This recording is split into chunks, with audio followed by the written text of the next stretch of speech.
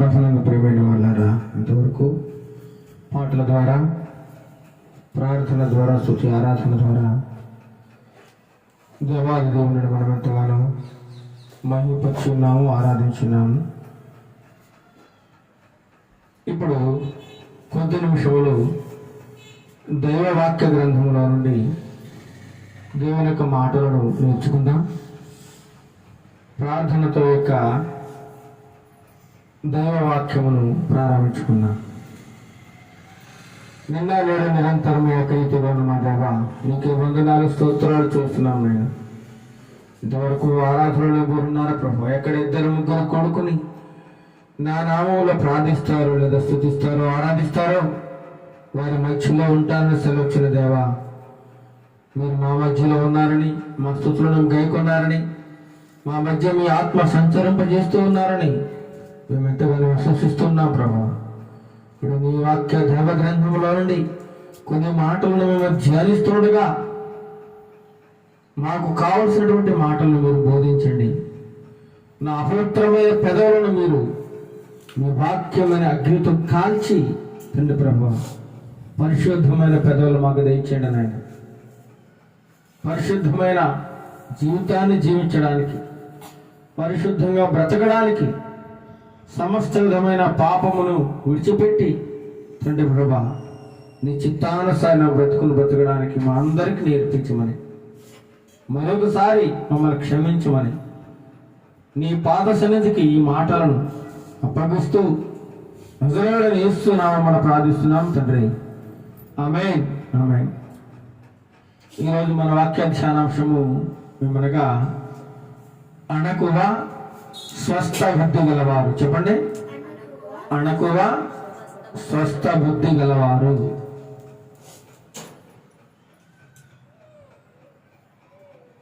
అపోస్తలుడైన పౌలు గారు తనకెంతో ఇష్టమైనటువంటి ఆత్మీయ కుమారుడైనటువంటి తిమోతికి ఒక పత్రిక వ్రాస్తూ కొన్ని విషయాలను తెలియజేస్తా ఉన్నాడండి. కొన్ని మంచి విషయాలు, ఈ లోకంలో మనుషులు ఎలా ఉన్నారు, వారి పద్ధతులు ఎలా ఉన్నాయి, ఎలా ఉండాలి, ఎలా ఉండకూడదు అనేటువంటి కొన్ని విషయాలను ఒక ఉత్తరం రాస్తూ, నా ప్రియ కుమారుడా ఇలా ఉండాలి, సంఘం ఎలా ఉండాలి, సంఘంలోని విశ్వాసులు ఎలా ఉండాలి, నాయకులు ఎలా ఉండాలి, లోకం పరిస్థితి ఇలా ఉంది కాబట్టి మీరు జాగ్రత్తగా ఉండాలి అని సంఘమునకు ఒక ఉత్తరం రాస్తా ఉన్నాడండి. ఉత్తరం అపోస్తలుడైన పౌలు గారు కొన్ని విషయాలను స్త్రీలకు పురుషులకు కూడా తెలియజేస్తా ఉన్నాడు. స్త్రీలు పురుషులు ముఖ్యంగా తెలుసుకోవాలి ఈ మాటలను.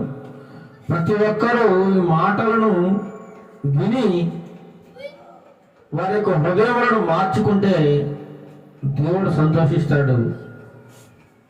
దేవుడు ఎంతగానో మన కృప చూపువాడిగా ఉన్నాడండి. ఎంతైనా ఆయన నమ్మదగిన వాడు, ఎంతైనా సహాయం చేయగలిగిన వాడు, ఎంతైనా మన పరిస్థితిని, మన స్థితిగతులను మార్చగలిగిన వాడు ఆయన ఒక్కడే. కాబట్టి ఆయన తప్ప మనకు మరొక దిక్కు లేదు. చాలా మంది నీ దిక్కున కాడ చెప్పుకుంటారు. మనం ఎక్కడ చెప్పుకోవాలో చెప్పండి. దిక్కున కాడ మన దిక్కు దేవుడు. దేవుడు కాబట్టి మనకు ఏది కలిగినా దేవునికే చెప్పుకోవాలి, దేవునికే చెప్పుకోవాలి, ఇంకెవరికి చెప్పుకోవడానికి వీల్లేదండి. అయితే కొన్ని మాటలు ఈరోజు దేవుడు మనకు నేర్పిస్తా ఉన్నాడు. అణకువ స్వస్థ బుద్ధి గలవారి గురించి మాట్లాడుతూ ఉన్నాడు. తిమోతికి రాసినటువంటి మొదటి పత్రిక అపోస్తలుడైన పౌలు గారు 2వ అధ్యాయము 8వ వచనం చదవండి. 8వ వచనం చక్కగా మెల్లగా నిదానంగా చదవండి, కంగారు. కావున ప్రతి స్థలమందును పురుషులు కోపమును సంశయమును లేనివారై పవిత్రమైన చేతులెత్తి ప్రార్థన చేయవలనని కోరుచున్నాను. చాలు. ఈ మాటలు ఎవరికి చెప్తున్నారు? అపోస్తలుడైన పౌలు గారు తనకెంతో ఇష్టమైనటువంటి ప్రియ కుమారుడైనటువంటి తిమోతికి తెలియజేస్తా ఉన్నాడండి. తిమోతికి అందుకంటే విశ్వాసమును బట్టి నా నిజమైన కుమారుడు అంటాడు.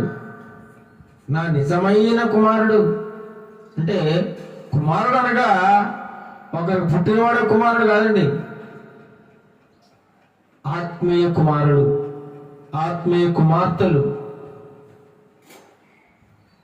అదే విధంగా అపోస్తలుడైన పౌలు గారు నా నిజమైన కుమారుడు, విశ్వాసమును బట్టి నా నిజమైన కుమారుడు తిమోతికి శుభమని చెప్పి వ్రాయున్నది ఒక లెటర్ రాస్తా ఉన్నాడు. ఆ లెటర్లో ఇలా ఉంది, ఏమని? కావున ప్రతి స్థలమందును పురుషులు కోపమును సంశయమును లేనివారై పవిత్రమైన చేతులతో ప్రార్థన చేయాలని కోరుతూ ఉన్నాను. పురుషులకు చెప్తున్నాడు, ఓ పురుషులారా, మీకు చాలా కోపం ఎక్కువ, భయంకరమైన కోపం, తట్టుకోలేము, ఒక్కోసారి భరించలేము, ఎంతకైనా తెగించేస్తాం ఒక్కోసారి. అలాంటి కోపం వచ్చేస్తూ ఉంటుంది. అలాంటి వారి కోసం చెబుతా ఉన్నాడు దేవుడు, మాటలు రాయిస్తా ఉన్నాడు. ప్రతి స్థలమును, ప్రతి స్థలంలోనూ, నువ్వు ఏ స్థలంలో ఉన్నా, ఏ ఊర్లో ఉన్నా, ఏ పట్టణంలో ఉన్నా, ఏ జిల్లాలో ఉన్నా, ఏ రాష్ట్రంలో ఉన్నా కోపమును ఏం చేసుకోవాలట?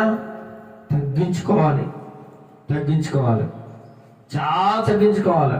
నేను చాలా మందికి మనలో చాలా పట్టాని కోపం, ఆక్రోశం, ఉక్రోశం వచ్చేస్తుంది. నాకు కూడా వచ్చేస్తుంది, మీకు వచ్చేస్తుందండి. మానవులం కదా, ప్రతి ఒక్కరికి కోపం ఉంటుంది. కోపం లేని మానవుడు ఈ లోకంలో ఎవరు ఉన్నారంటే ఎవరు లేరండి. ప్రతి ఒక్కరికి కోపం ఉంటుంది. అవతల వాళ్ళ యాక్షన్ బట్టి మనకి రియాక్షన్ ఉంటుంది. అవతల వాళ్ళు మాట్లాడే మాటలు బట్టి మన కోపం ఉంటుంది. రెచ్చగొట్టే మాటలు, భయంకరమైన మాటలు, భరించలేని మాటలు పలికినప్పుడు ఎలా ఉంటుంది? కోపం కట్టలు తెంచుకొని వచ్చేస్తుందండి. అందుచేతనే ఈరోజు అనేక చోట్ల హత్యలు, యుద్ధాలు, మానభంగాలు, అతి భయంకరమైన గొడవలు, దెబ్బలాట్లు, దారుణాలు జరగడానికి కారణం కోపం అండి. అంటే దేవుడు అంటాడు, కోపమే మహాపాపం అట. ఇంకా ఉంటుంది మన స్కూల్లో రాస్తే, తన కోపమే తన శత్రువు. నీ శత్రువు ఎవడో కాదు, నీ పగోడు కాదు, నీ ఇంటోడు కాదు, నీ కోపమే నీ శత్రువు. నీకు ఎవరి మీద అయితే పగబడతావో ఆ పగ నీకు శత్రువుగా మారిపోద్ది. నీకు నిద్ర లేకుండా చేసేస్తుంది, నీకు మనశ్శాంతి ఉండేదు, అంతసేపు పురుగు వల్ల తెలుస్తూ ఉంటుంది. అది నిద్ర పట్టలేదు, భయంకరమైన ఆలోచనలు, విపరీతమైన దూషణ మాటలు, మనశ్శాంతి లేకుండా చేస్తూ ఉండదు. ఈ కోపం అంతటికి కారణము సాతానుడు అండి, సాతానుడు. అందుకే ప్రతి స్థలమందును పురుషులు కోపమును, ఇంకేంటి, సంశయం, చెయ్యాలా వద్దా, ఇది అవుతుందా అవదా, అనుమానిస్తూ ఉంటారు, సంశయం పడతా ఉంటారు అన్నమాట. ఇది జరుగుతుందంటావా, అవుతుందంటావా, అవదంటావా, ఆమె కరెక్ట్గా ఉందంటావా, లేదంటావా, ఎన్ని రకరకాల ఆలోచనలు, సంశయంతో కూడిన మాటలు, కోపంతో కూడిన మాటలు పురుషులకు చెబుతా ఉన్నాడు అపోస్తలుడైన పౌలు గారు తిమోతికి ఉత్తరం రాస్తూ. ఇగో పురుషులు ఈ విధంగా ఉన్నారు సంఘాల్లో, వారికి వాక్యాన్ని బోధించు, ఈ మాటలు తెలియజేయంటున్నాడు. పురుషులు కోపాన్ని మానుకోవాలి, కోపాన్ని తగ్గించుకోవాలి. కోపం వల్ల ఎంతో నష్టం, ఎంతో ప్రమాదం. నీ మాటల ద్వారా ఎంత నష్టం కలుగుతుందో ఒకసారి ఆలోచించు. నీ మాటలు అవతల వ్యక్తిని ఎంత కోపానికి గురి చేస్తాయో, ఎంత దారుణాలు జరగడానికి పురుగొల్పుతాయో గమనించే స్థితిలో లేని మనుషులు. మొన్న ఇద్దరు మనుషులు చిన్న మాట మాట్లాడుకుని, చిన్న మాట తన బైక్ పోతూ ఉంటే అవతల మనిషికి చిన్నగా తాకిందంట. వెంటనే నీ బండి నాకు తాకింది, నా బండిని తాకింది, ఎందుకు తాకాలని చెప్పి చిన్న గొడవ పెట్టుకున్నాడు. ఆ గొడవ పెద్దదైపోయింది. కోపం కట్టలు తెంచుకుంది. అందులో ఒక మనిషి ఇంకొక మనిషి చంపేసాడు రోడ్డు మీద, నిర్దాక్షిణ్యంగా. కోపం ఫోన్లో ఆ బండికి సొట్టపడింది, దాన్ని సరి చేసుకుంటే సరిపోద్ది. ఫోన్లో ఏదో తెలుసో తెలియకో జరిగింది అని సమర్థించుకునేవారు లేరు. ఆ ఆలోచనే మనిషికి రాదండి. అహంకారం, గర్వం.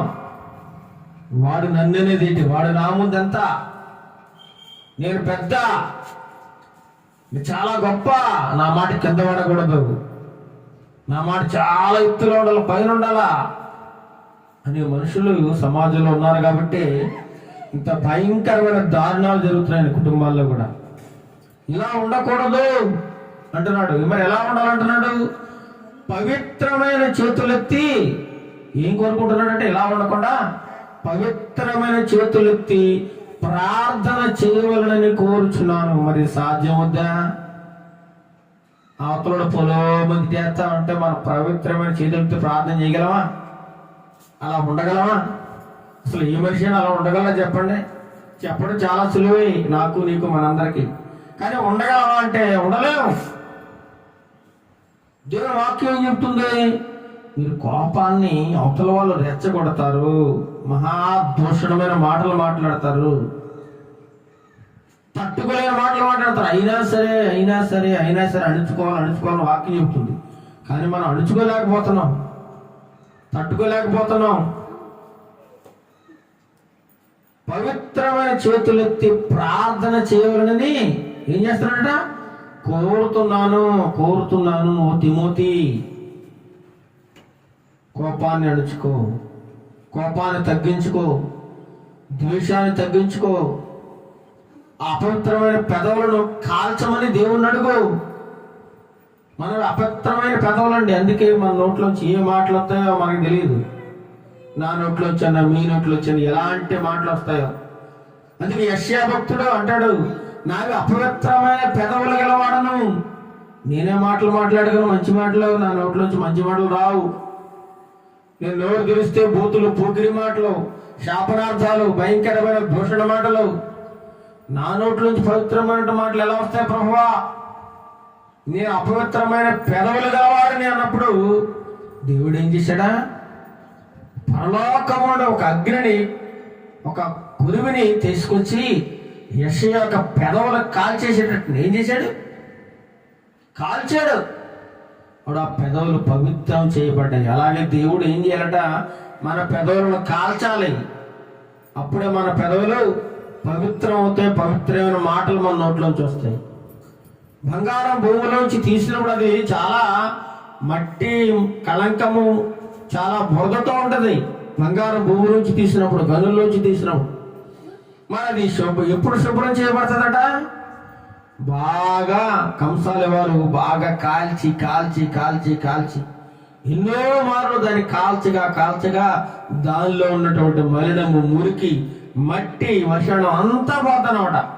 అప్పుడు స్వచ్ఛమైన బంగారం మన చేతికి వస్తుంది. అలాగే మన నోట్లోంచి మన మాటలు మారాలంటే దేవుడు మన పెదవులను కాల్చాలి. అందుకే ప్రభువా నా పెదవులు కాల్చు, నేను అపవిత్రమైన పెదవులు గలవాని, నా నోటి నుంచి అపవిత్రమైన మాటలు వస్తాయి, తట్టుకోలేని మాటలు వస్తాయి, భయంకరమైన మాటలు వస్తాయి, దూషణ మాటలు వస్తాయి, కత్తిపూట లాంటి మాటలు గలవారు మీలో ఉన్నారంటాడు వాక్యం. కత్తిపూట లాంటి మాటలు, భయంకరమైన మాటలు, గుణపంతో పొడవలసిన పని లేదండి. అలాంటి మాటలు మనిషిని హృదయాన్ని గాయపరుస్తాయి. అందుకే ఈరోజు మనుషులు మిగలడం లేదండి. ఇలాంటి మాటల వల్లే భయంకరమైన గొడవలు జరిగిపోతున్నాయి, యుద్ధాలు జరిగిపోతా ఉన్నాయి, ఒకరినొకరు నరుకులు చచ్చిపోతా ఉన్నారు. కారణం నోటి మాటలు సరిగా లేక. పెదవులు ఉన్నాయి కదా అని చెప్పి ఇష్టం వచ్చిన మాట్లాడితే వీపు విమానం మోతెక్కెత్తదట, తలకాయలు పగిలిపోతాయట. ఈ నోట్లోంచి వచ్చిన మాటల వల్ల ప్రాణాలు అయిపోతాయి చివరికి. అందుకే మన మాటలు చాలా జాగ్రత్తగా ఉండాలండి. అందుకే దేవుడు అంటున్నాడు, పవిత్రమైన చేతులెత్తి ఏం చేయాలి? ప్రార్థన చేయవలనని కోరుతున్నాను. ప్రార్థన చేయి, అంతే చాలు. అవతల నువ్వు తిరిగేస్తాను, నువ్వు మంచిదానే అనుకో, ఉదాహరణకి. లేకంటే నువ్వు మంచివాడివే, నువ్వు నిజాయితీ పరుడివే, నీతి గలవాడా అంటే అవతల నువ్వు తిట్టినప్పుడు నువ్వేం చేయాలి? మౌనంగా ఉండొచ్చు కదా. మరి ఉండగలవా? నేను ఉండగలనా? ఉండలేము. మానవులు కదా, మనుషులు ఉండలేము. ఆ శక్తి లేదు మనకు, ఆ తట్టుకునే సహనము ఓర్పు శక్తి లేదు. మరి ఎవరికి ఉంటుందంటే ఎవరైతే దేవుని వాక్యాన్ని బాగా పరిశీలన చేసి, ఎవరైతే ఆత్మీయ నడిపింపులో ఉంటారో, దైవ అభిషేకాన్ని ఎవరైతే పొందుకుంటారో వారు మాత్రం తప్పకుండా పొందుకుంటారండి. మనకు ముందు ఎంతో మంది మహాభక్తులను చిత్రహింసలు గురి చేశారు, భయంకరమైన మాటలు అన్నారు. మొన్నటికి మొన్నండి ఒక దేవుని సేవకుడిని ఒక ఊరు వెళ్ళి సువార్త ప్రకటిస్తూ ఉంటే ఆ ఊర్లోని యువకులందరూ వచ్చి పచ్చి బూతులు మాట్లాడుతూ దేవుని సేవకుడిని వాక్యం చెబుతుంటే, ఎటువంటి కారణం లేకుండా మంచి మాటలు చెబుతుంటే దవళ్ళ మీద కొట్టి, వీపు మీద గుద్ది, కాలుతో తన్ని భయంకరంగా హింసించారు. మంచి మాటలు చెబుతుంటూనే కొడుతున్నారు. మరి ఈ నోట్లో చెడు మాటలు వస్తే ఊరుకుంటారు చెప్పండి? ఊరుకోరు జనం. కాబట్టి పవిత్రమైన చేతులు ఎత్తి ప్రార్థన చేయమని దేవుడు కోరుకుంటా ఉన్నాడు. చదవండి 9వ వచనం.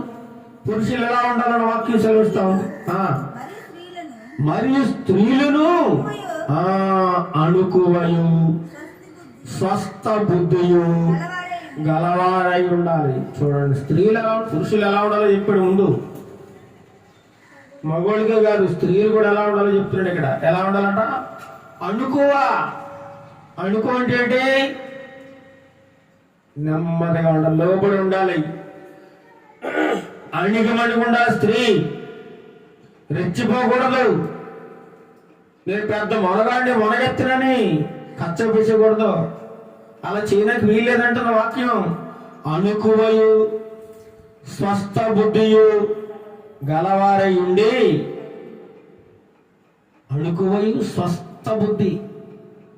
బుద్ధి మార్చుకోవాలి. చాలా మంది నీ బుద్ధి మంచిది కాదు, అందువల్లే నీకు ఈ పరిస్థితి వచ్చిందంట.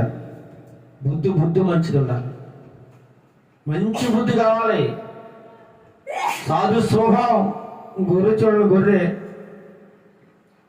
తల దించుకుని పోతుందట, తల దించుకొని. అందుకే యేసు ప్రభువు వారు గొర్రె పిల్లతో పోల్చారు సంఘాన్ని. వధించబడిన గొర్రె పిల్ల యేసుక్రీస్తు ప్రభువు. ఎందుకంటే సాధు స్వభావం కలిగింది. మరి పులో క్రూర స్వభావం, సింహం క్రూర స్వభావం వలె వేటాడి చంపు తినేస్తాయి కనబడతాయి. కానీ గొర్రె సాధు స్వభావం గలది, ఎవరిని ఏమనదు, తన దారిని అది వెళ్ళిపోద్దంతే, తల దించుకుని పోతుంది. అందుకే యేసు ప్రభు వారు గొర్రె పిల్ల స్వభావం కలిగిన వారండి. స్త్రీలు ఎలా ఉండాలి? అణుకువయు, చాలా అణుకోగా ఉండాలి. నోట్లోంచి మాట బయటికి రానట్టు వీల్లేదు అంటున్నాడు. అణుకువ, స్వస్థ బుద్ధి, మంచి బుద్ధి, నిర్మలమైన బుద్ధి గలవారే ఉండాలి. మరి ఇలాంటి వాళ్ళు ఉన్నారా? చాలా తక్కువ. వేలు వేలు లెక్క పెట్టాలి. ఈ ఊరు మొత్తం మీద వెతికినా చాలా తక్కువ ఉంటారండి. అణుకోగలిగిన స్త్రీలు, స్వస్థ బుద్ధి కలిగిన స్త్రీలు, సహనము కలిగిన స్త్రీలు, ఓర్చుకునే స్త్రీలు, తట్టుకునే స్త్రీలు, సహించే స్త్రీలు ఈ లోకంలో చాలా తక్కువ. స్త్రీకే సహనం లేకపోతే మరి పురుషుడికి ఎలా ఉంటుంది సహనం? స్త్రీకే ఓర్పు సహనం లేకపోతే ఇంకా పురుషుడికి ఉంటుందా? పురుషుడికి అసలు ఉండదు. చాలా సహనం కావాలి, చాలా సహనం కావాలి. అందుకే దేవుని వాక్యం. మరియు స్త్రీలను అణకవయు, మన వాక్య అంశం కూడా అదే. అణకవయు స్వస్థ బుద్ధి గలవారు. మంచి బుద్ధి ఉండాలి. నీ బుద్ధి వంకర బుద్ధి ఉండకూడదు, దుష్ట బుద్ధి ఉండకూడదు, ఓర్చుకోలేని బుద్ధి ఉండకూడదు, అసూయ బుద్ధి ఉండకూడదు, స్వార్థం బుద్ధి ఉండకూడదు. అందరినీ సమానంగా ప్రేమించాలి, అందరిని సమానంగా ఆదరించాలి, అందరిని సమానంగా చూడాలి. ఇది స్వస్థ బుద్ధి అనేది, మంచి బుద్ధి. నిన్ను గురించి 10 మంది మంచిగా చెప్పుకోవాలంటే నీకు లక్షణాలు ఉండాలి. మన గురించి ఎవరైనా ఒక 10 మంది మంచిగా చెప్పుకుంటారు చెప్పండి? చెప్పుకోరు. వాడు అలాంటోడు, వీడు ఎలాంటోడు. ఎందుకంటే మనలో మంచి లక్షణాలు లేవనుకోండి, ఎవరు నిన్ను గురించి మంచిగా ఎవరు చెప్పరు. ప్రతి ఒక్కరూ దూషిస్తూనే ఉంటారు, ప్రతి ఒక్కరు తిడుతూనే ఉంటారు. అలా ఉండకూడదు అంటున్నాడు. స్త్రీలు అనుకో మెల్లగా మెల్లగా ఉండాలి. ఈనాడు స్త్రీలు చాలా, అంటే అందరూ కాదు, కొందరు అహంకారంగా మాట్లాడుతున్నారు, గర్వంగా మాట్లాడుతున్నారు. వినయం లేదు, విధేయత లేదు. పోనీ మనుషులకు భయపడితే భయపడకపోతే పోవచ్చు, కనీసం దేవుడి కన్నా భయపడాలి కదా. అయ్యో నా మాటలు దేవుడు ఆలకిస్తున్నాడేమో, రేపు పొద్దున్న నేను అక్కడ నిలబడి సమాధానం చెప్పుకోవాలేమో. నువ్వు నాకు సమాధానం చెప్పకపోయినా పర్లేదు, ఎవరికో సమాధానం చెప్పకపోయినా పర్లేదు, దేవుడికి అయితే చెప్పాలి కదా లెక్క. నీ మాటలకు ఏదో ఒకరోజు తీర్పు ఉంటుంది కదా. అప్పుడు నువ్వు ఎలా నిలబడతావు? దోషిగా నిలబడతావా, నిర్దోషిగా నిలబడతావా? నిన్ను నువ్వే పరీక్ష చేసుకోమంటున్నాడు దేవుడు. నీ మాటలు ఎలా ఉన్నాయి, నీ ప్రవర్తన ఎలా ఉంది, నీ బుద్ధి ఎలా ఉంది, నీ గుణం ఎలాంటి గుణం? దేవుడు మాట్లాడుతున్నాడండి. పురుషుల్ని హెచ్చరిస్తూ ఉన్నాడు, స్త్రీలను కూడా హెచ్చరిస్తూ ఉన్నాడు. స్త్రీలు అణకవాయు, ముఖ్యంగా 2 లక్షణాలు ఉన్న స్త్రీకి అణక ఉండాలి, ఓర్చుకోవాలి, నోట్లోంచి మాట రాకూడదు, మెల్లగా మాట్లాడాలి, తక్కువ మాటలు మాట్లాడాలి. ఎంత తక్కువ మాటలు అంత మంచిదట.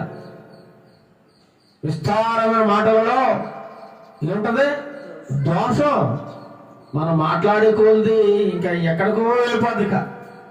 ఇంకా ఎప్పుడు వినని పురాణం వచ్చేస్తుంది, ఇంకా భారతం వచ్చేస్తుంది, ఇంకా రకరకాల ఇంకా ఎవరో పలకిన మాటలు మన నోట్లోంచి వచ్చేస్తాయి.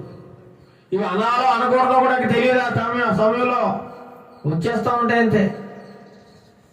అలాంటి స్థితికి నువ్వు వెళ్ళకూడదు, అది పాపము అని దేవుడు సెలవిస్తా ఉన్నాడు. ఇంకేమంటున్నాడు చూడు కింద, తగు మాత్రపు వస్త్రముల చేతనే గాని. స్త్రీకి ఏముండాలట? తగు మాత్రపు వస్త్రములు. అంటే 1,00,000 రూపాయలు పట్టించారు, నీకు అవసరం లేదు, దేవుని పెట్టావు కదా, నీకు అవసరం లేదు.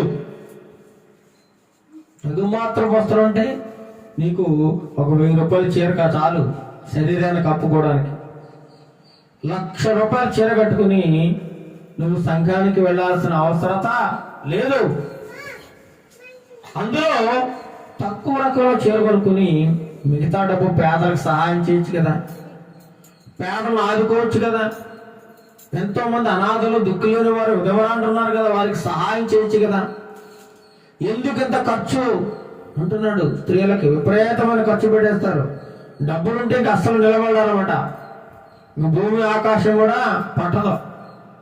చేతులు 4 డబ్బులు ఉన్నాయంటే నా ఇంత మనగా లేడు, నాకెవరు అవసరం లేదు, నాకెవరితో పని లేదు, చాలా ధనవంతుడిని విర్రవీగిపోతా ఉంటారు. కాబట్టి స్త్రీ అలంకరణ ఎలా ఉండాలి? తగుమాత్రపు వస్త్రములు. విలువైన వస్త్రాలు కట్టుకోవడానికి వీలు లేదంటుంది దేవుని వాక్యం. నేనన్న మాటలు కాదు, విలువైన వస్త్రాలు. ఈరోజు దేవుని సేవకురాలు ఉన్నారు. ఒక పాస్టమ్మ గారు ఉన్నారండి, ఆవిడ కడితే 50,000 చీర తప్ప తక్కువలో చీర కట్టదు. 50,000 ప్రతి చీర 50,000. మళ్ళీ కట్టిన చీర మళ్ళీ కట్టుకోరు. అంత అవసరమా చెప్పండి? దేవుని వాక్యం సెలవిస్తా ఉంది, తగు మాత్రపు వస్త్రముల చేతనే గాని. తర్వాత జడలతో నేను ఏంటట?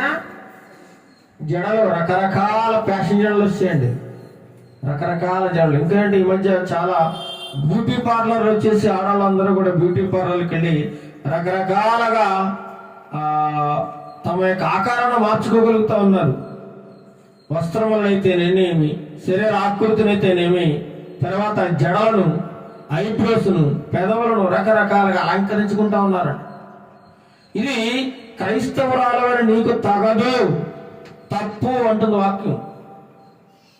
మనొక దేవుని సేవకురాలు దేవుని స్వార్థ చేయడానికి ఒక దూర ప్రాంతం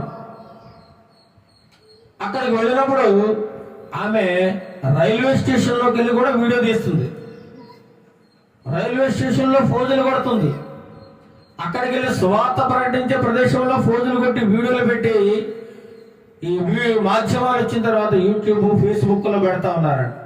నేను అలా ఉన్నాను, నేను ఎలా ఉన్నాను, నేను అక్కడికి వెళ్ళాను, ఇక్కడికి వెళ్ళాను. వాక్యం లేదు అందులో.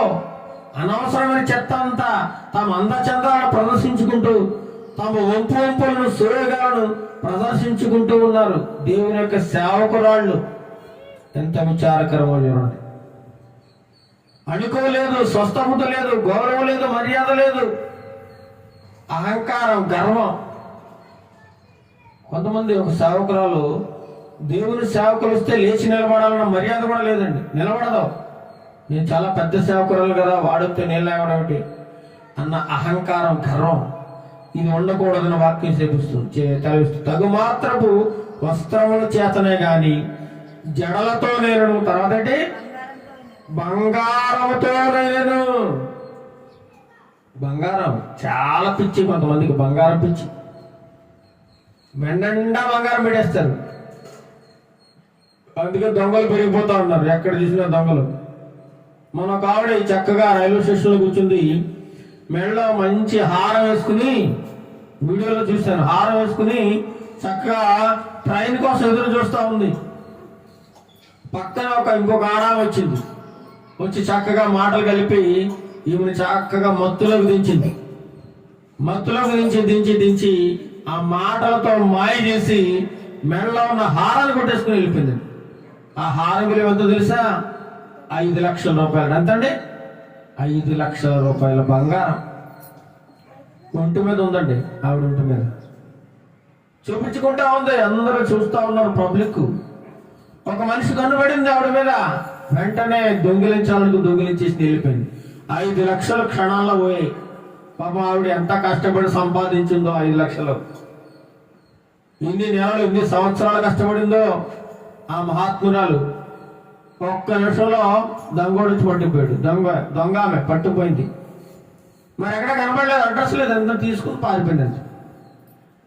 ఇలా ఎన్నో చోట్ల. మొన్నొక ఫంక్షన్కి వెళ్ళాం, ఒక స్త్రీ మెడ నిండా బంగారమే. ఆ ఫంక్షన్ అందరూ కూడా ఆమె వైపు చూస్తూ ఉన్నారు, నీకు ఎవరిని పట్టించుకోవట్లేదు, ఎందుకంటే అంత బంగారం. దగ్గరికి ఒక 1 కేజీ బంగారం ఉంటుంది మెడ నిండాను. అంత బంగారం వేసుకుని వచ్చేసింది. ఆవిడ ఎలా మోస్తుందో తెలియదు కానీ దేవుని బిడ్డలు అలా ఉండకూడదు. బంగారముతో నేను. మొట్టమొదటి ఎలా ఉండాలి? స్త్రీకి అణక ఉండాలి. రెండవది స్వస్థ బుద్ధి ఉండాలి. అంటే వినయము, విధేయత స్త్రీకి చాలా అవసరం అండి. రెచ్చిపోకూడదు స్త్రీ మగుడితో సమానం కాదు. ఇక్కడ వాక్యం సెలవిస్తా ఉంది. ముందు వెళ్దాం వాక్యంలోకి.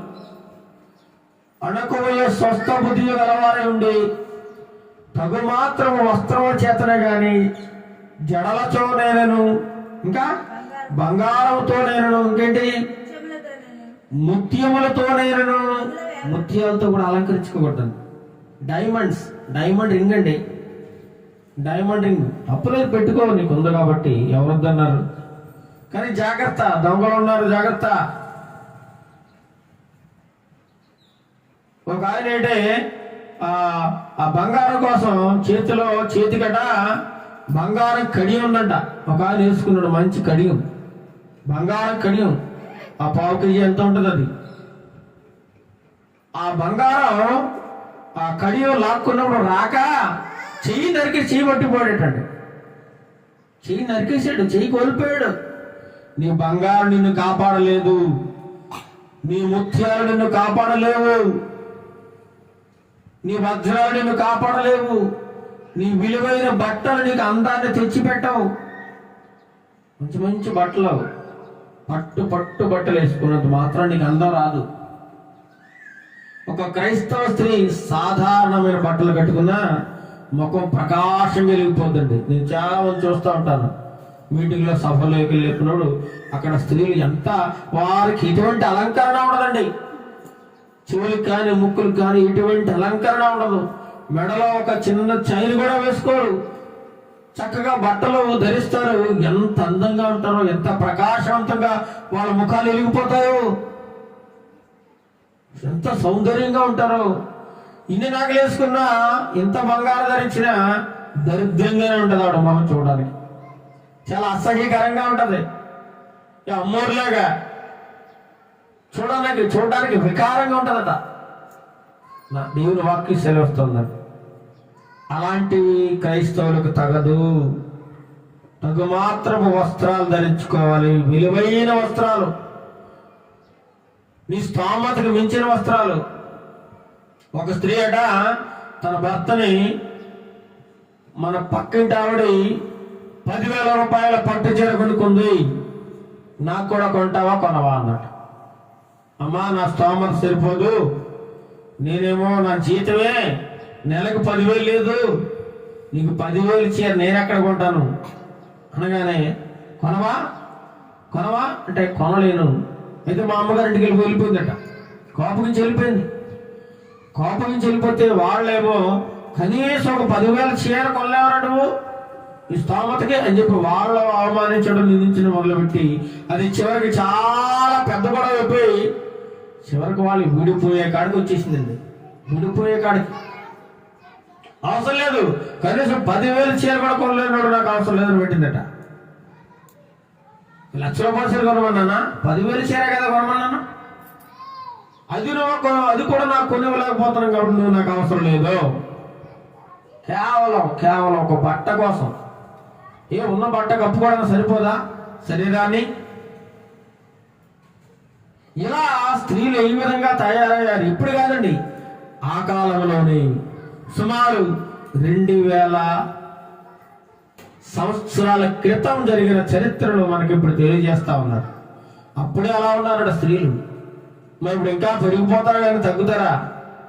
ఎక్కడ దేంట్లో తగ్గేది లేదు. మాటలో కానీ, పౌరుషంలో కానీ, అహంకారంలో కానీ, కోపంలో కానీ, ముస్తాబులో కానీ దేంట్లోనూ తగ్గేది లేదు. మేము ఇందులో తగ్గం, మేమే మాదే ముందు చేయని కొంతమంది స్త్రీలు వింతగా ప్రవర్తిస్తున్నారు అనమాట. అందుకే ఉంటున్నాడు, అలాంటి వారి కోసం తగు మాత్రపు వస్త్రముల చేతనే కానీ, తర్వాత జడలతోనైనను, జడలు వెరైటీ జడలు వేసుకోకూడదు. కొంతమంది ఇలా ఎడదీసేసి ముఖం మించి ఇలా తలపడుచుకుంటున్నారు, రకరకాల స్టైల్స్ అట. ఇలాంటివి చేయకూడదు. నువ్వు దేవుని బిడ్డవైతే ఇలాంటి సిన్నులు చేయకూడదు, పిచ్చి సిన్నులు చేయకూడదు. చక్కగా నీకు తల ఇచ్చాడుగా దేవుడు, చక్కగా జడేసుకో సరిపోద్ది. అంతేగాని విపరీతమైన జడలు, రకరకాల మోడల్ జడలు, ఫ్యాషన్ జడలు నువ్వు వేసావనుకో, నీకు అన్యులకి తేడా లేదు, నువ్వు కూడా అందులో వెలిసిపోయేట లెక్క. వాక్యం సెలవుస్తుంది, నేను అనలేదు. జడలతో నేను, తర్వాత బంగారంతో నేను, తర్వాత ముత్యములతో నేను, తర్వాత ఇంకో మాట చెప్తున్నాడు, మిగుల వెలగల వస్త్రములతో నేను. మిగుల వెలగల అంటే బాగా ఖరీదైన బట్టలు, ఖరీదైన నగలు, ఖరీదైన వస్త్రాలు, ఖరీదైన కారు, ఖరీదైన ఇల్లు, అన్ని ఖరీదు. అన్ని నెంబర్ 1 బ్రాండ్లే. చీప్ కంటే ఒకటి ఉండదు, లో కాస్ట్. లో ఉండదండి, లో అంత హై రేంజ్. మాది హై రేంజ్ అండి. మాతో మీరు ఎక్కడ సరిపోతారో అంటారు. హై రేంజ్ అంట. అవును, నిజమే, వాళ్ళతో మనం సరిపోం కదా అని మనం తగ్గించి సరిపెట్టుకుని పోవాలి. అలాంటి వాళ్ళతో మనం సరిపోం కాబట్టి మనం తగ్గించుకుని పోవాలి. వాక్యం సెలవుస్తా ఉంది, మిగులు వెలగల వస్త్రములతో నేను, చదవండి, అలంకరించుకోనక్క. ఏమంటున్నాడు? అలంకరించుకోమంటున్నాడా? అలంకరించుకోవద్దు అంటున్నాడా? అలంకరించుకోవద్దంటున్నాడు. సినిమా యాక్టర్లో నువ్వు రెడీ అయిపోవాల్సిన అవసరం లేదంటున్నాడు. కొంతమంది స్త్రీలేమో పెదవులకు లిప్టిక్ వేసుకుంటారు. లిప్టిక్ వేసుకోవడం తప్పని నేనేం అనడం లేదు, కానీ ఈ మార్కెట్లో రకరకాల కల్తీ లిప్టిక్లు కూడా వచ్చేసాయి. ఒక స్త్రీకి ఆ లిప్టిక్ పదే రాయడం వల్ల పెదాలు కుండిపోయాట. ఏమైంది? పెదాలు కుండిపోయాయి. చివరికి ఆ పెదాలకు ఆపరేషన్ చేసి కాడికి తెచ్చుకుందంట. లిప్టిక్ రాసి ఇలా సరిపోయిందని సరే రాసేయడమే. దేవుడిచ్చిన పెదాలు ఉంచుకోవచ్చుగా, అలాగా దేవుడిచ్చిన మొహాన్ని అలా ఉంచుకోవచ్చుగా, దేవుడిచ్చిన తలను సహజంగా ఉంచుకోవచ్చు కదా. ఎందుకు విపరీతమైన స్టైల్స్, మార్కెట్లోకి వచ్చిన స్టైల్స్? బ్యూటీ పార్లర్కి వెళ్తే 5,000 తక్కువ లేదు. ఆడవాళ్ళు 5,000 కట్టి వెళ్తున్నారు. మొత్తం ఇలా మనం వెళ్ళేటప్పుడేమో ఒకలాగా వెళ్తారు, బయటకు వచ్చినప్పుడు వెళ్ళానా మనం నిజంగా వెళ్ళానా అన్నంత ఆశ్చర్యం కలుగుతుంది. ఎందుకంటే వాళ్ళు మొత్తం మగం అంతా మార్చి పారేస్తారు, రకరకాల మేకప్ వేసేసి విగ్గులు పెట్టేసి. ఇలా ఉండొద్దు అంటున్నాడు, ఇలా అలంకరించుకోవద్దు, ఇలా ఉండొద్దు. స్త్రీ అనుకో కలిగి ఉండాలి, మెల్లగా ఉండాలి, వినయం కలిగి ఉండాలి, విధేయత కలిగి ఉండాలి, సహనం ఓర్పు కలిగి ఉండాలి, రెచ్చిపోయే గుణం ఉండకూడదు, తట్టుకునే స్వభావం. స్త్రీ అంటే ఓదార్పుకి చిహ్నంగా ఉండాలట. ఓదార్పు, ఓర్చుకునేయడానికి, సహనానికి చిహ్నంగా ఉండాలట స్త్రీ. మరి అలా ఉండలేకపోతున్నాం, ఉండట్లేదు. తర్వాత చదవండి 10వ వచనం. దైవ భక్తి గలవారమని చెప్పుకొను స్త్రీలకు తగినట్లుగా సత్క్రియల చేత తమ్మును తాము అలంకరించుకొనవలెను అంటున్నాడు. నువ్వు దైవ భక్తి గలవారువి, నువ్వు దైవ భక్తి గల స్త్రీవి అని నిన్ను అందరూ చెప్పుకోవాలంటే నువ్వు ₹1,00,000 పట్టు చీర కట్టుకోకూడదు, మెండెండా బంగారం పెట్టుకోకూడదు, లిఫ్ట్కి వేయకూడదు, ఏమంటే రకరకాల ఫ్యాషన్ జాలు వేయకూడదు, నీ నోట్లోంచి భయంకరమైన బూతులు పూకిరి మాటలు రాకూడదు, శాపనార్థాలు రాకూడదు, వినయం ఉండాలి, విధేయత ఉండాలి, ఓర్పు సహనం కలిగి ఉండాలి. ఇలా ఉంటే నువ్వు దేవుని యొక్క భక్తి గల స్త్రీవని చూడగానే చెప్పేస్తారు అందరూ. నీ మొహంలో కళ వెలిగిపోద్ది. కానీ కొంతమందికి మొహంలో కళ ఉండదండి. ఎంతసేపు మాడిపోయిన మొహం, చాలా దరిద్రమైన మొహం. ఇవి చూడాలంటే అసహించుకోవాలంటే కొంటుంది. ఎందుకంటే ఆ మాటలను బట్టి నీ యొక్క కడుపులో నిండిన దాన్ని బట్టి నోరు మాట్లాడతాడు. నీ కడుపులో ఏదుందో నీ నోరు కక్కేస్తా ఉంటా. నీ కడుపులో ఏదైతే కుళ్ళు కుట్ర ఉందో నోరు ఉంటుంది కదా, ఊరుకోదు, కక్కేస్తా ఉంటది బయటికి. సత్క్రియలు, నీలో మంచి పనులు, మంచి కార్యాలు చేయడానికి నీకు మనసు లేదు, మంచిగా మాట్లాడడానికి నీకు నోరు లేదు. నీ నోరు విప్పితే కంపు, భయంకరమైన విషపు మాటలు. నీ నోరు, అందుకే అంటాడు వాక్యంలో, నీ నోటి నిండా విషం ఉన్నదంటారు. పాము విషం ఉందంట, పాము విషం. ఇలాంటి విషపు మాటలు మాట్లాడుతూ ఉంటారు, భయంకరమైన మాటలు. అందుచేతనే దైవ భక్తి గలమారమని చెప్పుకొని స్త్రీలు ఎలా ఉండాలి? తగినట్లుగా ఉండాలి. తెల్లారట్లేసి 3 గంటలకు 4 గంటలకు ప్రార్థన చేసేస్తే పెద్ద గొప్ప కాదు అది. 4 గంటలు వేసేసి దుర్లేసి ఏడ్చేసి రోధించేసి ఆ పక్కోళ్ళకి ఈ పక్కోళ్ళకి ఇరవడలేక ప్రార్థన చేసినంత మాత్రాన నువ్వేమి భక్తి పర్రాలు కాదు. వాక్యం సెలవిస్తావు. నీ భక్తి అయితే నీ నోటి మాటలు తెలియజేస్తా ఉన్నాయి, నీ ప్రవర్తన తెలియజేస్తా ఉంది, నీ మాటలే నీ భక్తి నువ్వు ఎలాంటి దానో తెలియజేస్తా ఉంది. సత్క్రియల చేత తమ్మును తాము ఏం చేయాలట?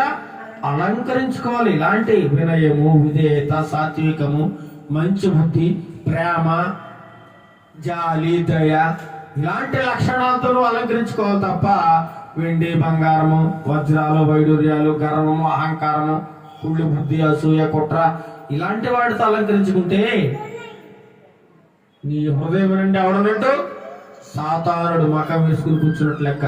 నీ లోపల అనేక రకమైన దెయ్యాలున్నాయి, దెయ్యాలు ఆవరించేస్తున్నాయి. అందుకే ఎలా మాట్లాడుతున్నావు అంటుంది వాక్యం. ఇంకా చదవండి, 10వ వచనం. దైవ భక్తి అని చెప్పుకొని స్త్రీలకు తగినట్లుగా సత్క్రియల చేత తమ్మును తాము అలంకరించుకోవాలి. తర్వాత 11 స్త్రీలు 11వ వచనం. స్త్రీలు మౌనముగా ఉండి సంపూర్ణ విధేయతతో నేర్చుకొనవలెను. ఎలా ఉండాలట స్త్రీలు? స్త్రీలు ఎలా ఉండాలి? నోరు అడుచుకుని పడిపోవాలా అంటున్నాడు. వాక్యం ఉందా? వాక్యం ఎలా ఉంది? స్త్రీలు మౌనముగా ఉండాలట. మౌనం మౌనం. నేను ఎలా మౌనంగా ఉంటానండి? అవతలోడు మాట్లాడుతుంటే ఆడవుతుంటే నేను పదనాలి, అప్పుడు కానీ నా కోపం నా పక్క చల్లారదు. దేవుని వాక్యం చెప్తుంది, స్త్రీలు మౌనముగా ఉండి ఏం చేయాలట? సంపూర్ణ విధేయతతో నేర్చుకోవాలి. నీకు బుద్ధి లేదు, బుద్ధి కలిగి వాళ్ళ దగ్గరికి వెళ్ళి ఎలా బుద్ధిగా మాట్లాడుతాడో నేర్చుకో. నీకు జ్ఞానం లేదు, బుద్ధి కలిగిన స్త్రీలు ఉంటారు సమాజంలో, వాళ్ళ దగ్గరికి వెళ్ళి జ్ఞానం నేర్చుకో. నీకు మంచిదనం లేదు, మంచి వారితో స్నేహం చేసి మంచి ఏంటో నేర్చుకో. నీకు మాట్లాడడం రాదు, ఎవరైతే మంచిగా మాట్లాడుతారో వాళ్ళ దగ్గరికి వెళ్ళి ఎలా మాట్లాడాలో నేర్చుకో అంటున్నాడు దేవుడు. నీకు రాదు కదా, ఎలా ప్రవర్తించాలో నేర్చుకో. నేర్చుకో. నీకు వచ్చినట్లు మాట్లాడడం కాదు, నేర్చుకో అంటున్నాడు ఇక్కడ. సంపూర్ణ విధేయతతో నేర్చుకునవలను. స్త్రీలు మౌనముగా ఉండి, ఈరోజు సంఘాల్లో కూడా స్త్రీలు అనుకోవట్లేదండి. వాళ్ళ ఇంకా అన్ని కార్యక్రమాలు నడిపించేస్తున్నారు. దినం కార్యక్రమం వాళ్ళే, పెళ్లి వాళ్ళే, ఏమంటే ఒక శుభకార్యం వాళ్ళు, అన్ని కార్యక్రమాలు వాళ్ళే జరిగించేస్తున్నారు స్త్రీలు. స్త్రీ కూడా సంఘంలో మౌనంగా ఉండాలని వాక్యం సెలవిస్తూ ఉంది. చదవండి, స్త్రీలు మౌనముగా ఉండి సంపూర్ణ విధేయతతో నేర్చుకున్నారు. 12వ వచనం, స్త్రీ మౌనంగా ఉండవలసిందే గాని ఉపదేశించుటకైనను పురుషుని మీద అధికారం చేయుటకైనను ఆమెకు సెలవియ్యను. సెలవు లేదు, రైట్స్ లేవు. నువ్వు మగరాయిలాగా ఎగిరి పడిపోవడానికి నీకు అధికారం లేదు. ఇక్కడ దేవుడు ఇవ్వలేదు నీకు. ఇంకెవడొచ్చా నీకు అధికారం? నీకెక్కడిది అధికారం? ఎందుకంత విరవీగిపోతున్నావు? ఎందుకు గర్వంతో ఊగిపోతున్నావు? స్త్రీలు మౌనంగా ఉండవలసిందే గాని ఉపదేశించడానికి, వాక్యం బోధించడానికి కానీ, వాక్యాన్ని వివరించడానికి కానీ అర్హత లేదు. ఇంకేమంటున్నాడు? పురుషుని మీద అధికారం చేయటకైనను. పురుషుల్ని ఏం చేస్తారట? కింద పడి తొక్కేసేలా ఉన్నారు. ఇప్పుడు మగోళ్ళు నోరు ఎత్తరించి ఆడలు లేరు. మగోళ్ళని నోరు ముగించేస్తున్నారు మాటల చేత. అలాంటి ఆడవాళ్ళు విపరీతంగా పెరిగిపోయారు. మా హైదరాబాద్లో పనిచేస్తుంటప్పుడు కూడా అందులో ఒక స్త్రీ, సంగమంలోకి వెళ్ళే స్త్రీ, భర్తనికి నోరు ఎత్తలేదండి, మాట్లాడలేదు. ఇంకంతే, అంతా ఆవిడదే పెత్తనం, సమస్తం ఆవిడదే పెత్తనం. నోరు మాటలేవు. ఏదో పేరుకి మొగుడు, అంతే, పేరుకి మాత్రమే మొగుడు. నోరు ఎత్తలేదు. నోరు ఎత్తేమో అయిపోయింది అతని పని. అంతగా ఆడవాళ్ళు చెలరైపోతా ఉన్నారు. ఇలా ఉండకూడదని వాక్యం సెలవుస్తూ ఉందండి. స్త్రీ మౌనముగా ఉండవలసిందే గాని ఉపదేశించుటకైనను పురుషుని మీద అధికారము చేయుటకైనను ఆమెకు నేను సెలవు ఇయ్యలేదు. మరి ఎందుకు రెచ్చిపోతున్నావు? మరి అహంకారం. దేవుడు మాటన పక్కకు దూసేసి నీ ఇష్టానుసారంగా చెలరేగుతున్నావు. దేవుడు అంటే భయం కానీ భక్తి కానీ లేదు. భర్తని ఎలా గౌరవించాలో, భర్తతో ఎలా మాట్లాడాలో తెలియదు. భయంకరమైన మాటలు తిట్టేవాడున్నారు. భర్తను భార్య తిడతారు, భార్యని భర్త తిడతాడు. ఒకరినొకరు తిట్టుకోవడం, దూషించుకోవడం, విషపు మాటలు, భయంకరమైన మాటలు. ఆ మాటలు సమాజంలో ఉన్నవారు నేర్చుకోవడం, పిల్లలు నేర్చుకోవడం, పెద్దలు నేర్చుకోవడం.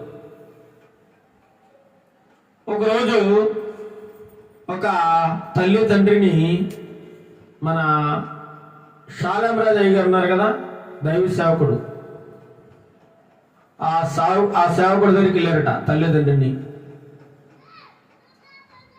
వెళ్ళి, అయ్యగారు మా అబ్బాయిని మార్చాలి మీరు అని అడుగుతున్నారట. ఏంటి మార్చాలమ్మా అని అయ్యగారు అడుగుతున్నారు. పొద్దున్నే వెళ్ళారట. ఏంటి మార్చాలి మీ అబ్బాయిలు? ఏం మార్పు? వాడు నోరు తెరిస్తే భయంకరమైన బూతులు మాట్లాడుతున్నాడు. అయ్యా, నన్ను తిడుతున్నాడు, మా ఆయన్ని తిడుతున్నాడు, ఇద్దరినే తిడుతున్నాడు. వాడు భయంకరమైన బూతులు తట్టుకోలేకపోతున్నాడు, విపరీతమైన మాటలు మాట్లాడుతున్నాడు అని. తల్లిదండ్రులు ఆ సేవకుడి దగ్గరికి వెళ్ళి కొడుకు మీద కంప్లైంట్ చెప్పారు. అయితే ఆ అయ్యగారు మాట్లాడుతున్నారు ఏమనంటే, అమ్మా నీ కొడుకుని మారుతాం మంచిదే, అయితే అంతకంటే ముందు మిమ్మల్ని ఒక మాట అడుగుతున్నాను, జాగ్రత్తగా సమాధానం చెప్పండి. మీకు వివాహం జరిగిన దగ్గర నుంచి మీ ఇద్దరు ఎప్పుడైనా కొట్టుకోవడం కానీ తిట్టుకోవడం కానీ బూతులోడు కాడు కానీ ఉందా అని అడిగాడు. అప్పుడు భర్త అంటున్నా, భార్య అంటుందంట, ఇదేంటంటే బాబు, నా భర్త చిన్న మాట అనకముందే భయంకరంగానే తిరిగేస్తాడండి అని భార్య భర్త మీద కంప్లైంట్ చెబుతుంది. భర్త ఏమో, అదేంటండి అయ్యారు, నేను ఏదైనా చిన్న మాట అనేసరికి అది రెచ్చిపోయి నేను ఒక మాట అంటే అది 10 మాటలు అంటుందండి, నన్ను ఇలా ఉంటుందండి పరిస్థితి. మరి ఎప్పుడు ఎలాగా ఉంటారో మీరంటే, ఏదో విషయంలో మేము ఒకళ్ళు తిట్టుకుంటూనే ఉంటామండి, బూతులు మాట్లాడుకుంటూనే ఉంటామండి సమాధానం చెప్పారట. అయితే ఇది ఎప్పటి నుంచి జరుగుతుందంటే, మాకు వివాహం జరిగినప్పటి నుంచి ఇదే తొంతండి, ఎవరు మారలేదు. మరి నీకు పుట్టిన బిడ్డ చిన్నప్పటి నుంచి మీ మాటలు వింటున్నాడా లేదా అని అడిగాడు. చిన్నప్పటి నుంచి వింటున్నాడా లేదా? వింటున్నాడండి అయ్యారు. మరి ఇంకెక్కడ ఎవరు నేర్పించిన మాటలు? మీరు అనుకున్న మాటలే, మీ మాటలే తిరిగి మీ మీద ప్రయోగం చేస్తున్నాడు. వాడే కొత్తగా నేర్చుకోలేరు పాఠం, మీ పాఠమే, మీరు నేర్పించిన పాఠమే, మీరు మాట్లాడుకున్న మాటలే మీ పిల్లవాడు చిన్నప్పటి నుంచి నేర్చుకున్నాడు. ఓహో, ఇలా తిట్టలేమో మా అమ్మనే, ఇలా తిట్టలేమో మా నాన్నే అని చెప్పి మీరు నేర్పించిన పాఠం ఇది. వేరే ఎవరో ఎక్కడో నేర్చుకున్న పాఠం కాదు ఇది, మీరు నేర్పించిన పాఠమే. మీరు చిన్నప్పటి నుంచి దేవుని మాటలు మాట్లాడుకుంటే మీ పిల్లడికి దేవుని మాటలు వచ్చును. చిన్నప్పటి నుంచి దేవుని పాటలు పాడుకుంటే దేవుని పాటలు వచ్చును.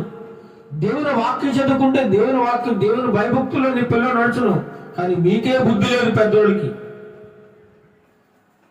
మీ ఇద్దరు ఇష్టం వచ్చినట్లుగా ఒకరినొకరు తిట్టుకుంటూ, కొట్టుకుంటూ, పోట్లాడుకుంటూ, ఒకరినొకరు నిందించుకుంటూ, అవమానపరుచుకుంటూ ఉంటున్నప్పుడు మీ మధ్య పెరిగిన నీ కొడుకు ఇంక మంచి మాటలు ఎలా వస్తాయమ్మా? నీకు మంచి మాటలు, నా కొడుకు మంచోడు అయిపోవాలి, నేను ఎంత అరవనా పర్లేదు, నా కొడుకు మంచోడు అయిపోవడం కూడా చాలా తప్పు, చాలా తప్పు. ముందు నువ్వు మార్పు చెందు, ముందు మీ ఇద్దరు మారండి, అప్పుడు నీ కొడుకు ఆటోమేటిక్గా మారిపోతాడు, లేదా నీ కూతురు ఆటోమేటిక్గా మారుతుంది. చిన్నప్పటి నుంచి పెరిగిన వాతావరణం ఎలాంటి వాతావరణం? బూతుల వాతావరణం. బూతుల పురాణంలో పెరిగినాడు, బూతులు రాకపోతే ఇంకేం వస్తాయి చెప్పండి? నోరు విప్పితే అనే మాటలు వస్తాయమ్మా. దయచేసి నీ కుమారుడు చేసింది తప్పే కాదు అన్నాడు ఆ సేవకుడు. మనం చూసాడు, వాక్యంలో చెప్తున్నాడు ఆ సేవకుడు. అయ్యగారు చాలా గొప్ప పెద్ద దైవ సేవకుడు, ఆయనకి దగ్గరగా ఒక 50 సంఘాలు ఉన్నాయి. అలాంటి దైవజనుడు గొప్ప మాట వాళ్ళకి సూచన సలహా ఇచ్చాడు. ముందు మీరు మారండి, మీ బ్రతుకులు మార్చుకోండి, మిమ్మల్ని చూసి మీ కొడుకు మారుతాడు. మీకే తెరవలేదు, మీకే బుద్ధి లేదు, మీకే జ్ఞానం లేదు, మీరే అజ్ఞానంలో బతుకుతూ ఉన్నారు. నా కొడుకు మంచి మాటలు మాట్లాడాలి, నా కొడుకు నీతిమంతుడు అవ్వాలి అనుకోవడం మీ అవివేకం, అజ్ఞానం ఇది. ముందు మీరు మారండి తల్లిదండ్రులుగా. చిన్నప్పటి నుంచి మీ పిల్లల్ని బూతుల్లో పెంచారు, బూతులు మాట్లాడుకుంటూ పెంచారు, మీరు దెబ్బలాడుకుంటూ పెరిగారు. మీరు పెంచిన వాతావరణం మంచిది కాదు. మీకు మీ ఇద్దరికి దేవుడు అంటే భయం గారు, భక్తి గారు లేదు. ముందు మీరు మార్పు చెందాడని అని చెప్పి వాడికి పుల్లుగా చీవాట్లు పెట్టి పంపించారట సేవకుడు. ఆ రోజు నుంచి వాళ్ళు దేవుని సన్నిధానానికి రావడం మొదలెట్టారు. ఆ రోజు నుంచి దేవుని సన్నిధానం, దేవుని వాక్యం వినడం మొదలెట్టారు. ఏదైనా కోపం వచ్చింది అనుకోండి, ఇంకా నోరు మూసుకుంటున్నారు, ఒకళ్ళొకరు మూసుకుంటున్నారట. అయ్యి బాబోయ్, నేను ఎక్కడ మాట్లాడితే నా కొడుకు నేర్చుకుంటాడో అని ఇంకా ఆ రోజు నుంచి వాళ్ళు బూతులు మాట్లాడడం పూర్తిగా మానేశారట. ఈ కుర్రాడు గమనిస్తా ఉన్నాడు, ఏంటి మా నాన్న, మా ఆయనకు కోపం వచ్చినా మా ఆయన తిడతలేదేంటి, మా నాన్న కోపం వచ్చినా మా నాన్న తిడతలేదేంటి, ఇద్దరిద్దరు తిట్టుకోవట్లేదు, కొట్టుకోవట్లేదట అని చూసి ఈ కుర్రాడు కూడా మెల్లమెల్లగా మార్పు వచ్చిందటండి. అందుకే తల్లిదండ్రులు ఏదైతే చేస్తారో, ఏ బాటలో అయితే నడుస్తారో, పిల్లలు కూడా అదే చూసి అదే వాతావరణంలో పెరుగుతారు, అదే బాటలో నడుస్తారు. తప్పకుండా పిల్లలకు మనం ఏదైతే నేర్పించామో అదే వాళ్ళు నేర్చుకుంటారు. అందుకే మొక్కగా ఉన్నప్పుడే వాళ్ళకి మంచి అయినా చెడు అయినా నేర్పించాలి. గాలికి వదిలేస్తే ఇంకా గాలికి పెరిగినట్టే ఉంటుంది, గాలికి పెరిగినట్టే. వాడు ఒక దుర్మార్గుడు, ఒక రౌడీయో హంతకుడో మారిపోతాడు. సమాజంలో ఈరోజు అనేక మంది పిల్లలు చెడిపోవడానికి కారణం ముఖ్యంగా తల్లిదండ్రులే. తల్లిదండ్రులండి, వాడు మాట్లాడుకునే మాటలు, వాళ్ళు తిట్టుకునే మాటలు, వాళ్ళ దెబ్బలాట్లు, పిల్లల ముందే దెబ్బలాడుకుంటారు, పిల్లల ముందే కొట్టేసుకుంటారు, పిల్లల ముందే తిట్టుకుంటారు.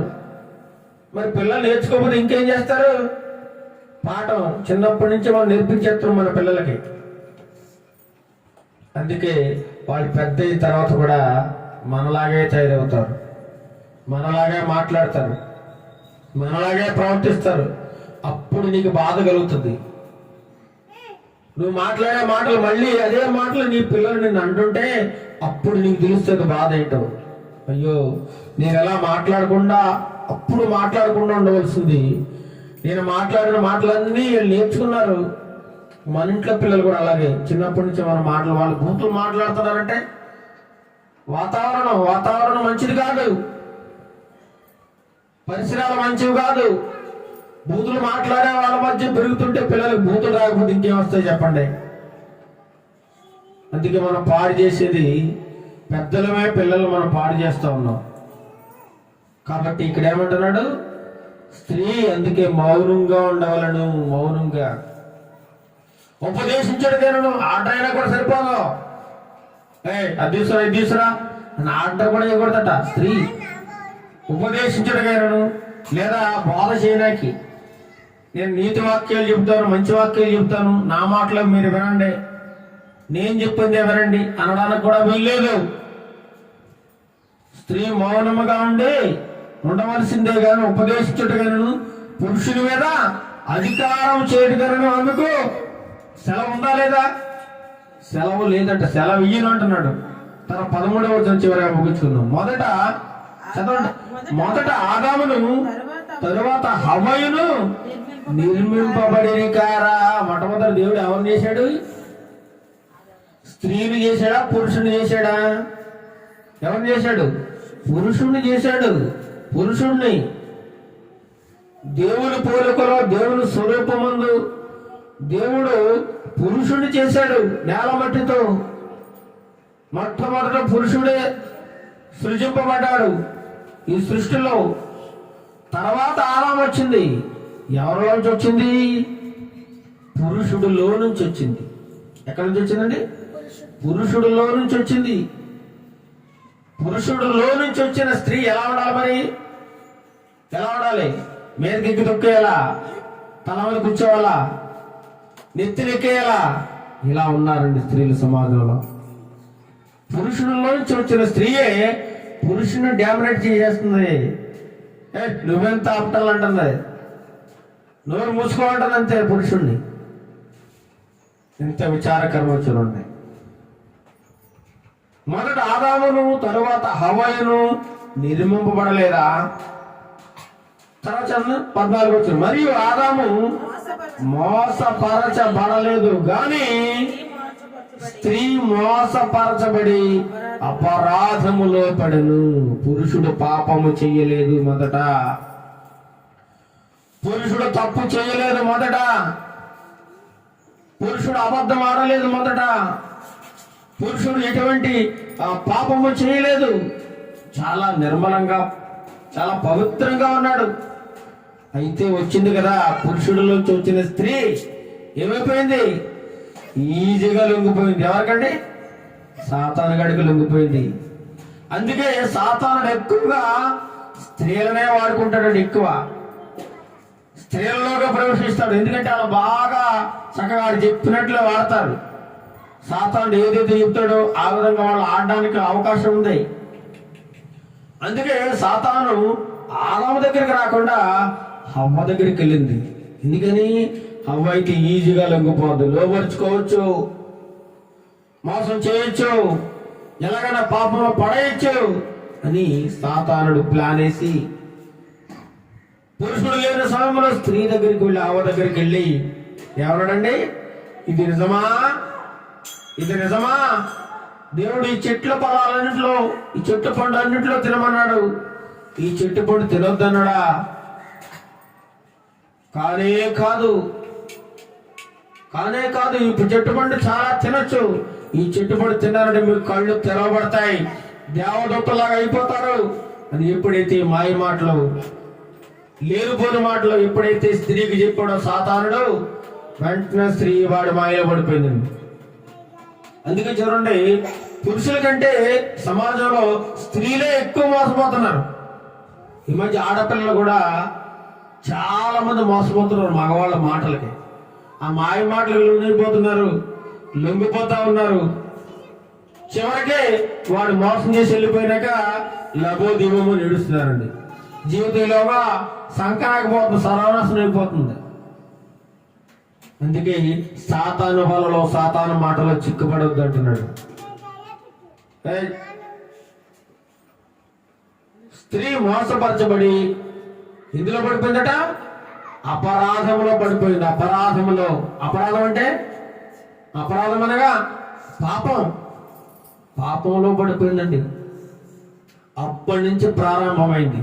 తను పాపం చేసేసి భర్త చేత కూడా పాపం చేయించేసింది. ఎంత మహాత్మురాలు చూడండి, ఎంత గొప్పదో. ఆవిడ పాపం చేసేసింది, మళ్ళీ భర్త చేత కూడా చేయించేసింది. అలాంటి గొప్ప శక్తి స్త్రీకి. పాపం చేయడంలో నెంబర్ వన్ స్థానాన్ని పొందుకుంది ఎవరు? అవ్వగారు. అందుకే స్త్రీలు మాట్లాడితే ఎలా ఉంటుందట, గోడ కట్టేసినట్లే, ఇంకా చాలా స్ట్రాంగ్ గా, చాలా గట్టిగా ఉంటుంది అన్నమాట. ఆవిడ మాట చెల్లుతుంది, ఆవిడ ఏం చెప్పినా చెల్లిపోద్ది. పోలీస్ స్టేషన్కి వెళ్ళేసి నేను అలాగండి ఇలాగండి అలా అంటే 4 వాగులేడి ప్లేస్ చేశారనుకోండి, వాళ్ళు అదే నమ్మెత్తారు. కానీ వీడు ఎంత అన్యాయం అయిపోయాడో భర్త, ఇంక వాడు చెప్పినా వాళ్ళు ఎవరో పట్టించుకోరు. తప్పు చేసింది ఆమె, మోసం చేసింది ఆమె, ఇతను అన్యాయం చేసింది ఆమె. పైగా అక్కడికి వెళ్ళి కంప్లైంట్ ఇచ్చి వీడి బతుకు నాశనం చేసింది ఆమె. స్త్రీకి అంత శక్తి ఉందన్నమాట. ఎవరినైనా ఇట్టే మాయ చేసి పాపంలో పడవేసే స్వభావము స్త్రీకి ఉంది. ఆనాడు హవ్వ ద్వారా పాపం ప్రవేశించిందండి. హవ్వ ద్వారా, అందుకే అంటున్నాడు ఆదాము మరియు ఆదాము 14 వచ్చును, మరియు ఆదాము చదువు, మరియు ఆదాము మోసపరచబడలేదు. ఆదాము మోసపోయాడా? చెప్పండి, ఆదాము మోసపోయాడా? మోసపరచబడలేదట. గాని స్త్రీ మోసపరచబడి ఇందులో పడిపోయింది, అపరాధములో పడిపోయింది, పాపములోకి పడిపోయింది. పాపం తీసుకొచ్చింది స్త్రీ అండి. స్త్రీ ద్వారా అండి ప్రపంచాలు నాశనం అయిపోతున్నాయి, రాజ్యాలు కూలిపోతున్నాయి, నాశనం అయిపోతున్నాయి, మనుషులు చచ్చిపోతున్నారు కొట్టుకుని ఒకళ్ళొకరు. దెబ్బలాట్లకు మూలం స్త్రీ కారణం. కాబట్టి స్త్రీ మౌనంగా ఉండాలి. ఉపదేశించడకైనను పురుషుని మీద అధికారం చేయటికైనను ఆమెకు రైట్స్ లేవు, అధికారం లేదు అంటున్నాడు.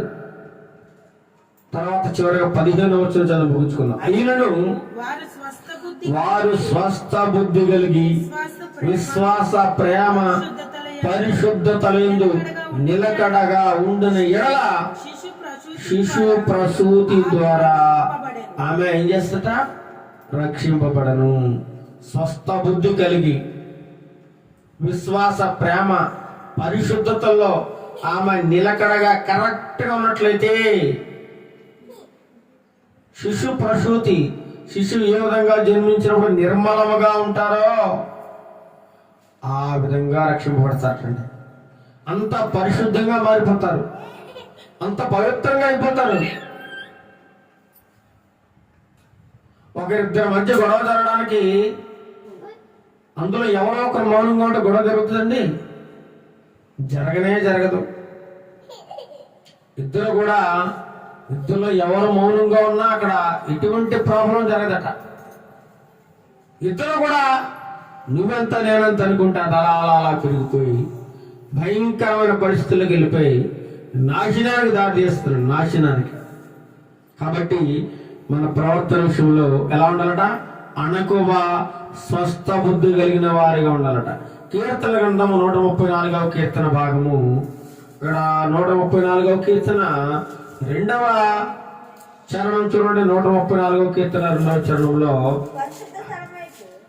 పరిశుద్ధ స్థలం వైపు మీ చేతులెత్తి యెహోవాను సన్నుతించుడి. మీ చేతులు దెబ్బలాడికి రారా రారా సై సై అనకూడదు. చేతులెత్తి ఏం చేయాలట? పరిశుద్ధ స్థలం వైపు మీ చేతులెత్తి, 2 చేతులెత్తి యెహోవాను సన్నుతించడానికి వాడు దేవుడిచ్చిన చేతులు. నీ నోటును అదుపులో పెట్టుకో, లేకపోతే నీ నోరు పగిలిపోయే అవకాశం ఉంది, నీ వీపు పగిలిపోయే అవకాశం ఉంది, నీ ముఖం పగిలిపోయే అవకాశం ఉంది. ఏమో చెప్పలేం కదా. నీ నోటి మాటలు నీకు శిక్షణ తీసుకొస్తాయి. జాగ్రత్తగా ఉండాలని చెప్తూ 1 పేతురు 3వ అధ్యాయం 4వ వచనం. 1 పేతురు 3వ అధ్యాయం 4వ వచనం. 1 పేతురు రాసిన పత్రిక 3వ అధ్యాయం 4వ వచనం. సాధువైనట్టియు మృదువైనట్టియు గుణమును. ఎలాంటి గుణం ఉండాలట? సాధువైన గుణం ఉందా? గుణం స్త్రీకి సాధు సాధు సాధు అంటే ఇక మామూలు ఎవరేమన్నా పట్టించుకోరు, ఎవరిని తిట్టినా మాట్లాడరు, పోనీ వాళ్ళని పెంచుకుంటారు అన్నట్లుగా ఉంటే నీ అంత గొప్ప మంచి మనిషి ఈ లోకంలో ఉండదండి. అలా ఉండలేరు.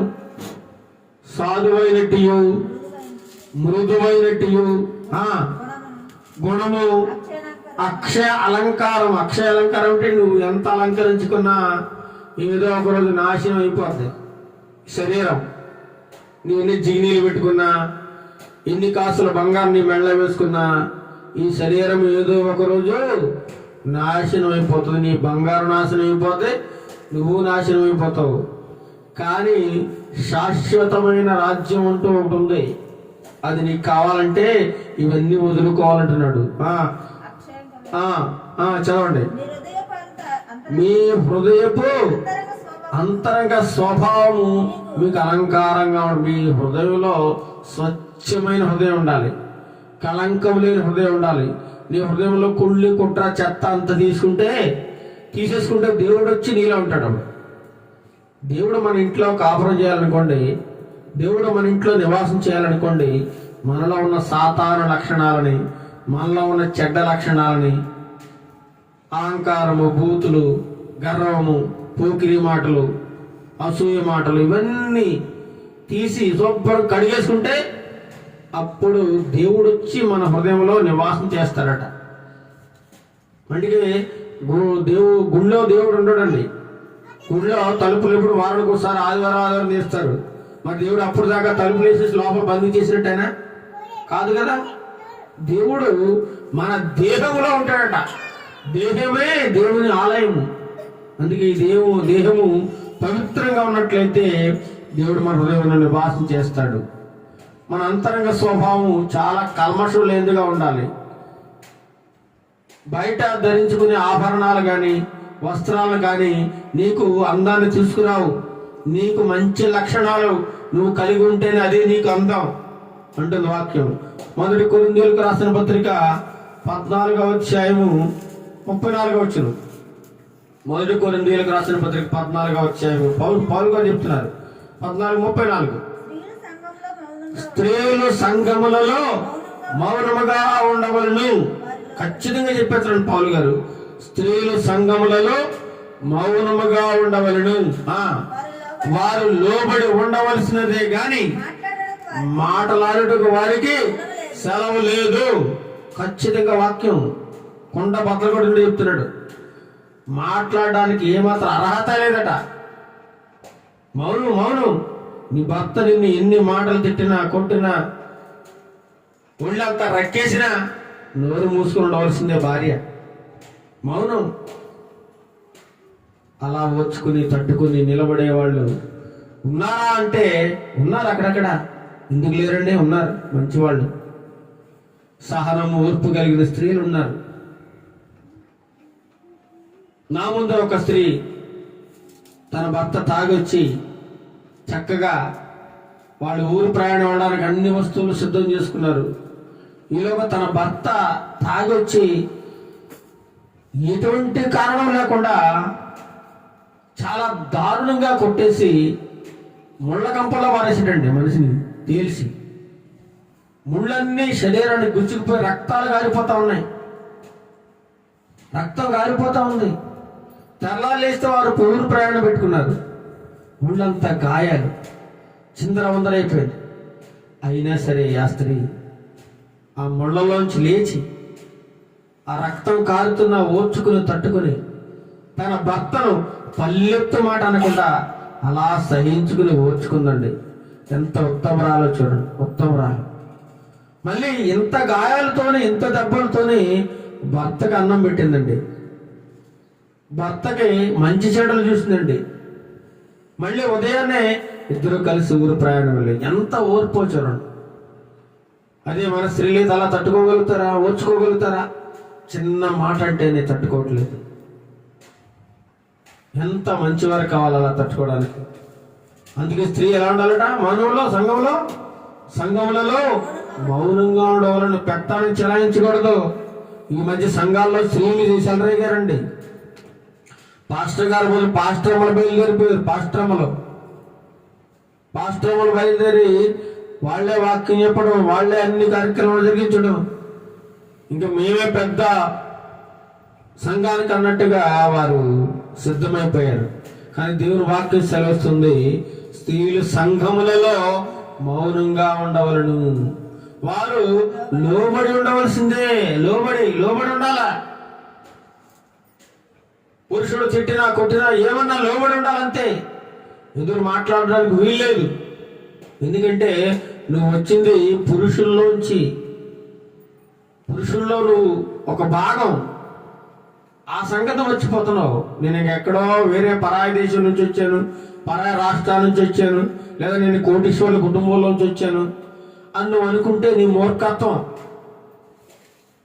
స్త్రీ లోబడి ఉండవలసిందే గాని మాట్లాడుటకు వారికి సెలవు లేదు. ఈ మాట 1 కొరింథీయులకు రాసిన పత్రిక 14:34 పౌలు గారు స్పష్టంగా తెలియజేస్తా ఉన్నారు. ఇలాగన ధర్మశాస్త్రము చెప్పుచున్నది, వారు ఏమైనను నేర్చుకున్న గోరేడలా తమ ఇంట తమ భర్తలను అడగాలి. అయ్యా నేను ఏమన్నా చేయాలంటే భర్తను అడగాలి, పర్మిషన్ అడగాలి. బయటికి వెళ్ళాలంటే భర్తను అడగాలి, పక్కింటికి వెళ్ళాలంటే భర్తను అడగాలి, ఏదైనా పని చేయాలంటే భర్తను అడగాలి. అడిగేది లేదు, చేసేది లేదు, పోవడమే. ఎక్కడ పడితే అక్కడ పోవడం, ఎలా పడితే అలా పోవడం. ఇలా ఉండకూడదు. సంఘంలో స్త్రీలను వాక్యం సెలవిస్తూ ఉంది. ఏమన్నా నేర్చుకోవాలైనా తెలియకపోయినా నీ ఇంట్లో నీ భర్తను అడగాలి, భర్త దగ్గర నేర్చుకోవాలి, భర్త దగ్గర మౌనంగా ఉండాలి, అణిగిమణిగి ఉండాలి. ఇంకేమంటాడు చూడండి, భర్తలు అడగవలను. సంఘములో స్త్రీ మాట్లాడ ఏంటట? అవమానం. స్త్రీ మౌనంగా ఉండాలండి. అయ్యగారు నడిపిస్తారు కార్యక్రమం, అయ్యగారు అన్ని విషయాలు చూసుకుంటారు, నువ్వు మౌనంగా ఉండు అంటున్నాడు. అంతే పౌలు గారు.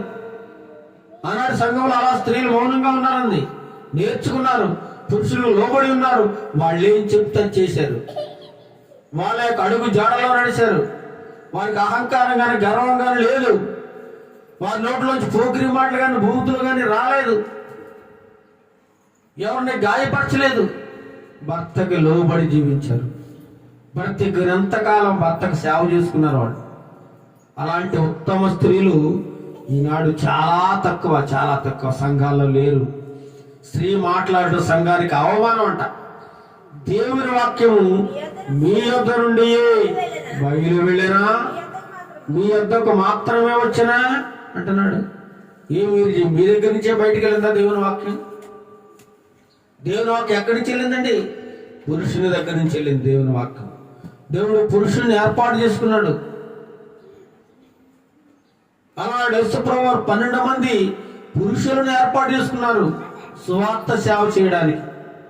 వారే ప్రపంచాన్ని తలకిందులు చేస్తారండి. ప్రపంచాన్ని ఈరోజు క్రైస్తవం విస్తరించడానికి కారణం యేసుక్రీస్తు ప్రభు వారు తన నెట్వర్క్ ద్వారా 12 మంది శిష్యులను ఏర్పాటు చేసుకున్నారు. వారు తమ కుటుంబాలను, తమ భార్యను, తమ సమస్తాన్ని విడిచిపెట్టి దేవుని కోసం త్యాగం చేసుకుని దేవుని సువార్త ప్రకటించి దేవుని కోసం చచ్చిపోయారండి వాళ్ళందరూ కూడా. అందుకే ఈ వాక్యం కూడా పురుషుని దగ్గర నుంచే సమాజానికి వెళ్ళాలి. పురుషుడు వాక్యాన్ని బోధించాలి, స్త్రీ మౌనంగా ఉండాలి, సంఘంలో వినాలి, వాక్యాన్ని వినాలి, నేర్చుకోవాలంతే. అంతే తప్ప నేను పెద్ద గొప్ప అన్నట్టుగా బిల్డప్ ఇవ్వకూడదని వాక్యం చెప్తుంది. అదే 1 కొరింథీయులకు రాసిన పత్రిక 11వ అధ్యాయం 8-9 చూడండి. ఎలాగనగా స్త్రీ పురుషుని నుండి కలిగినే గాని పురుషుడు స్త్రీ నుండి కలగలేదు. నేను చాలా గొప్ప, నేను చాలా పెద్ద ఉన్నతమైన దాన్ని అని నువ్వు అనుకుంటే నీ అంత మూర్ఖురాలు ఎవరు లేరు అని వాక్యం చెబుతుంది. చదవండి మళ్ళీ ఒకసారి.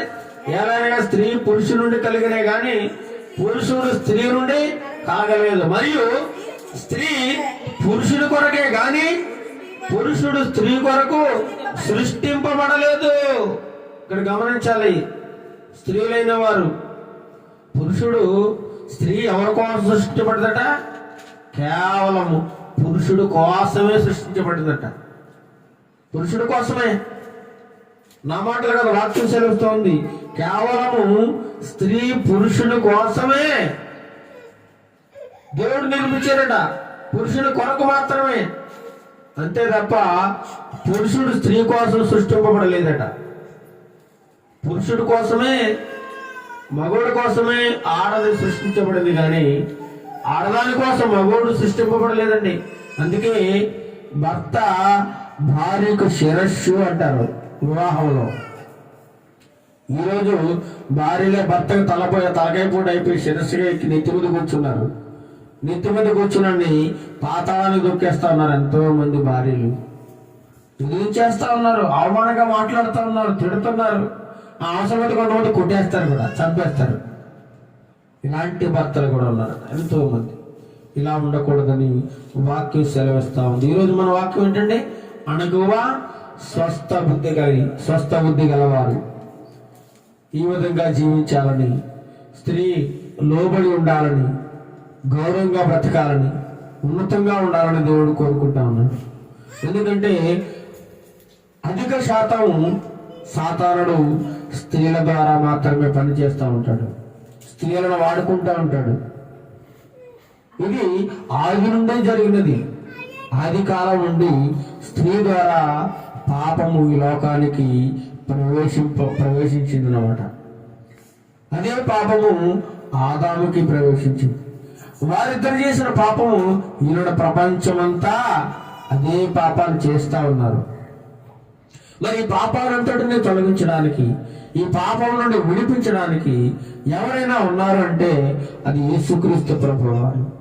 నిన్ను, నన్ను, నీవు, నేను ఎంత దుర్మార్గులమైన, ఎంత దుష్టులమైన, ఎంత భయంకరమైన పాపులమైన, నీచులమైన, అసహ్యులమైన మనందరి కోసం దేవాది దేవుడు తన అమూల్యమైన రక్తాన్ని కాచి సిలువలో మరణమైపోయాడు, మన కోసం మరణమైపోయాడు. ఇదంతా మనం గుర్తు చేసుకోవాలి, గుర్తు తెచ్చుకొని మన ప్రవర్తనని సరి చేసుకోవాలని దేవుడి యొక్క ఉదయకాల సమయంలో దేవుడి మాటలు మనందరికీ తెలియజేస్తా ఉన్నాడు. ఈ మాటలు కొద్దిమంది ఉన్నా చాలు, వారు మార్చుకుంటే చాలు, దేవుడు ఎంతగానో సంతోషిస్తాడు పరలోకంలో. ఈ లోకంలో అంట 1,00,000 మంది మారు మనసు పొందే కంటే ఒక పాప రక్షింపబడితే పరలోకంలో దూతలు ఎంతో గొప్ప విందు పండుగ చేసుకుంటారట. పండుగ మారాల, మార్పు చెందాలి. ఇప్పటికైనా మార్పు చెందితే ఆ నిత్య రాజ్యాన్ని పొందుకుంటాం. ఎవరి భక్తి వారిదే. నీ విశ్వాసం నన్ను రక్షించలేదు, నా విశ్వాసం నిన్ను రక్షించలేదు. నీ భక్తి ద్వారా నేను పరలోకానికి వెళ్ళలేను, నా భక్తి ద్వారా నువ్వు పరలోకానికి. ఎవరికి విశ్వాసం వారిది. ఎవరికి వారే రక్షణ పొందాలి, ఎవరికి వారే ప్రభువుని వేడుకోవాలి, ఎవరికి వారే ప్రభు దగ్గర పాపాలు ఒప్పుకోవాలి, ఎవరికి వారే పరలోక రాజ్యం కావాలని కోరుకోవాలి. ఇది దేవుని యొక్క ఏర్పాటు. కాబట్టి ఈ యొక్క మాటలను దేవుడు దీవించి ఆశీర్వదించును గాక. ఆమేన్. ప్రార్థన చేసుకుందాం. మహాగణుడు మహోన్నతుడైన మా ప్రియ తండ్రి, ఇంతవరకు నీ వాక్యము వెలుగులో నుంచి అనేకమైన మాటలను మీరు నాకు బోధించినందుకు మీకు వందనాలు ప్రభువా. నేను కూడా అనేకమైన విషయాలు నేర్చుకున్నాను తండ్రి ప్రభువా. నోటి మాటల ద్వారా, అనేకమైన మాటల ద్వారా ఎంతమంది గాయపడతారో, ఎంతమంది బాధపడతారో నీ వాక్యం సెలవుతుంది ప్రభువా. పశ్చాత్తాపము చెంది ఇక మీదట ఇటువంటి మాటలు మాట్లాడకూడదని పశ్చాత్తాపము చెంది నీ సన్నిధిలో పాపం ఒప్పుకుంటే తప్పకుండా నువ్వు క్షమించే దేవుడు నాయన. క్షమించడానికి సిద్ధ మనస్సు కలిగిన దేవుడు ప్రభువా. మాకు కలిగిన అపవిత్రమైన పెదవులను మీరు కాల్చండి నాయన. పరిశుద్ధపరచండి. పరిశుద్ధమైన మాటలు మాట్లాడడానికి, నీతిగల మాటలు మాట్లాడడానికి, ఎల్లప్పుడూ మంచి మాటలు మాట్లాడడానికి మీరు సహాయం దయచండి ప్రభా. మాలో తండ్రి ప్రభా సహనాన్ని దయచండి, ఓర్పుని దయచండి నాయన. తట్టుకునే స్వభావాన్ని దయచండి నాయన. ఓర్చుకున్న గుణాన్ని ఏంటి నాయన. ఈ సహాయం చేయండి ప్రభా. అన్ని విషయాలు తట్టుకుని శక్తిని మాకు దయచేయండి. సాతాను నుంచి అనేకమైన అగ్ని బాణములు మా మీదకు వదిలినప్పటికీ ఆ బాణములు మేమీ చేయలేవు నాయన, ఏమీ చేయలేవు. మీ వాక్యంలో దావీదు కీర్తనలో మీరు సెలవిచ్చినట్లుగా అగ్ని బాణములు వచ్చిన, వరదల్లాగే తుఫాన్ లాంటి భయంకరమైన శోధనలు వచ్చిన, భూమి కరిగిపోయిన, పర్వతాలు తొలగిపోయిన, సముద్రాల నుండి పర్వతాలు ముంచేసిన అపాయము దగ్గరికి రాదు. నువ్వు భయపడొద్దు అని నీ వాక్యం ద్వారా మాకు బోధించినందుకు నీకు వందనాలు, స్తోత్రాలు చేస్తున్నాం నాయన. పురుషులు ఏ విధంగా ఉండాలో, ఎంత కోపము వచ్చినా అణుచుకొని సహనము కలిగి ఓర్పు కలిగి ఉండాలని నీ వాక్యం సెలవుతుంది. అదేవిధంగా స్త్రీలు అణుకువతో స్వస్థత కలిగి నెమ్మదిగా, నీతిగా, నిజాయితీగా, యథార్థముగా లోబడి ఉండాలని, ఏ విషయంలోనూ పురుషుడికి శిరస్సుగా మారకూడదని, అన్ని విషయాలను తగ్గించుకొని ఓర్చుకొని నిలబడి ఉండాలని ఈ వాక్యం ద్వారా మాతో మాట్లాడినందుకు వందనాలు, స్తోత్రాలు చేస్తున్నాము నాయన. ఇవన్న వాక్యాన్ని ఫలింపజేయండి, నీరు కట్టండి. అనేక మంది నాయన ఈ రక్షణ భాగ్యాన్ని పొందడానికి సహాయం. మేము అపాయకరమైన దినములలో, మేము చివరి దినాల్లో అంత్యకాలంలో ఉన్నాం నాయన. ఏ క్షణమైనా మాకు ఏమైనా జరగచ్చు ప్రభువా. ఏ క్షణంలో మేము రాలిపోతాం మాకు తెలియదు నాయన. ఈ సహాయము, నీ తోడు మాకు కావాలి, నీ కృప కావాలి నాయన.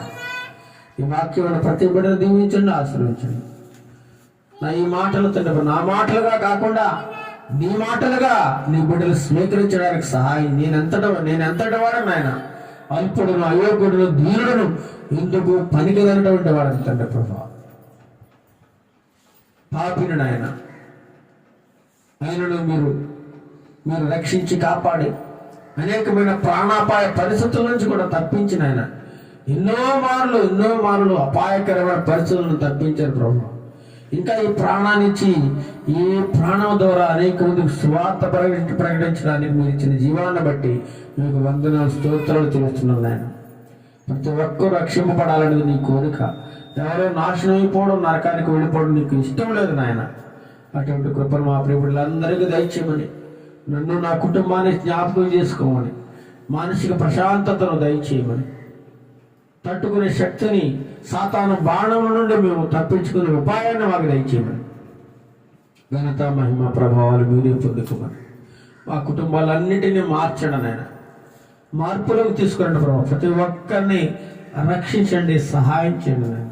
ప్రతి ఒక్కరి అనారోగ్య పరిస్థితులు మీరు తీసివేయండి నాయన. ప్రతి ఒక్కరి బాధను మీరు నివారించండి. అనేకమైన ఆర్థికపరమైన ఇబ్బందుల్లో ఉన్నప్పటికీ తండ్రి ప్రభా, మీరు సహాయం చేసే దేవుడు మీరు మాకుండగా మాకు భయం లేదు నాయన. సహాయకుడిగా ఉండడం నాయన. దీవించండి, రక్షించండి. నీ కృపగల హస్తం మా ప్రేమలందరి చుట్టూ ఉంచమని, ఘనత, మహిమ, ప్రభావాలు మీరే పొందుకోమని యేసుక్రీస్తు నామమున ప్రార్థన అడిగి వేడుకొంచున్నాం తండ్రి. ఆమేన్. లోకమందున మా తండ్రి, నీ నామం పరిశుద్ధపరచబడును గాక, నీ రాజ్యం వచ్చును గాక, నీ చిత్తం పరలోకమందు నెరవేర్చును, భూమి మీద నెరవేరును గాక. మాకు కావాల్సిన అనుదిన ఆహారం మాకు దయచేయము. మారణస్తులను మేము క్షమించిన ప్రకారం మారణములను క్షమించు, శోధనలను కీళ్ళను తప్పించు. ఎందుకంటే రాజ్యము, బలము, మహిమయు నిరంతరము నీవైనావు మా తండ్రి. ఆమేన్. మన తండ్రి దేవుని ప్రేమ, మన ప్రభువైన యేసుక్రీస్తు ప్రభుల వారి యొక్క కృపయు, పరిశుద్ధాత్మ దేవుని యొక్క అన్యోన్య సహవాసము ఇప్పుడు ఎల్లప్పుడూ సదాకాలము మనకందరికీ, దేశంలోని ప్రజలందరికీ, యావత్తు మానవాళికి సదాకాలము తోడేయుడు నడిపించును గాక. ఆమేన్. ఆమేన్. అందరికీ వందనములు. Praise lord.